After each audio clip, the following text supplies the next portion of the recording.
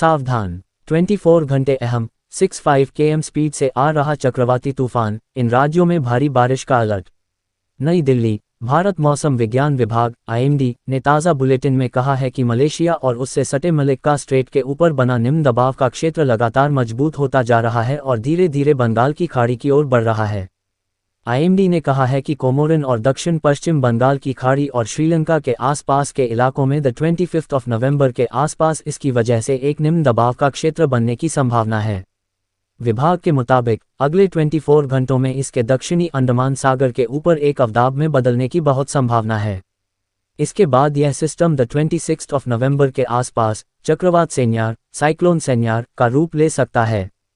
इसकी वजह से अंडमान से लेकर ओडिशा के तटीय इलाकों तक 25 से 29 नवंबर के बीच भारी बारिश होने की संभावना है।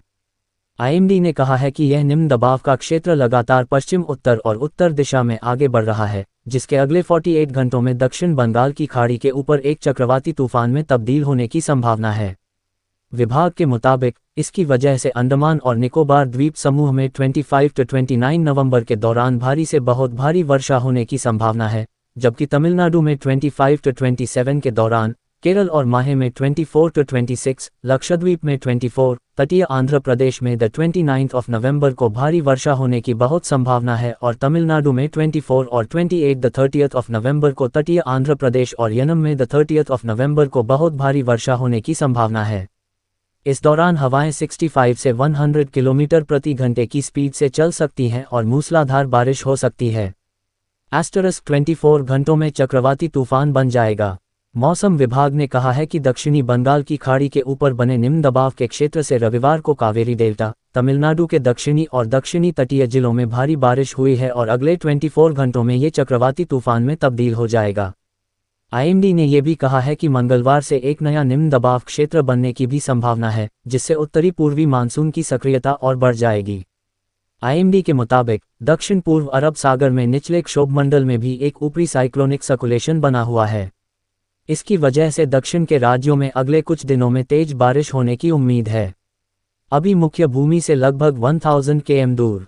IMD की तरफ से जारी ताज़ा अपडेट के मुताबिक फिलहाल यह सिस्टम मलक्का जलमध्य और दक्षिण अंडमान सागर के आसपास सक्रिय है और धीरे धीरे दक्षिण पूर्व बंगाल की खाड़ी की ओर बढ़ रही है।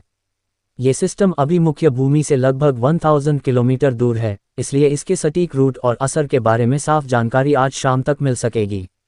चक्रवात से निपटने के लिए भी IMD ने चेतावनी जारी की है और कहा है कि दक्षिण अंडमान सागर में 27 नवंबर तक मछुआरे न जाएं। वहीं दक्षिण पूर्व बंगाल की खाड़ी में 25 से 28 नवंबर तक मछुआरों के जाने पर चेतावनी जारी करते हुए प्रतिबंध लगाने की सलाह दी है। मन्नार की खाड़ी, तमिलनाडु, पुदुचेरी और श्रीलंका के तटीय इलाकों में 29 नवंबर तक और आंध्र प्रदेश के तटीय इलाकों के लिए ये चेतावनी 30 नवंबर तक जारी की गई है। साइक्लोन सेन्यार नाम का क्या अर्थ? मौसम वैज्ञानिकों का आंकलन है कि 26 नवंबर के बाद ये तूफान तमिलनाडु आंध्र प्रदेश तट की ओर बढ़ेगा या उत्तर की ओर मुड़कर ओडिशा बांग्लादेश की तरफ मुड़ सकता है। इसीलिए IMD ने कहा है कि अगला 48 घंटा काफ़ी अहम है। चक्रवात का नाम सेन्यार, साइक्लोन सेन्यार, संयुक्त अरब अमीरात ने दिया है, जिसका अर्थ शेर होता है। और भी ऐसी तरह तरह की न्यूज़ को देखने के लिए हमारे चैनल को लाइक करें, सब्सक्राइब करें और बेल आइकन जरूर क्लिक करें, इससे हमारे आने वाली न्यूज़ की नोटिफिकेशन आप लोगों को सबसे पहले मिले।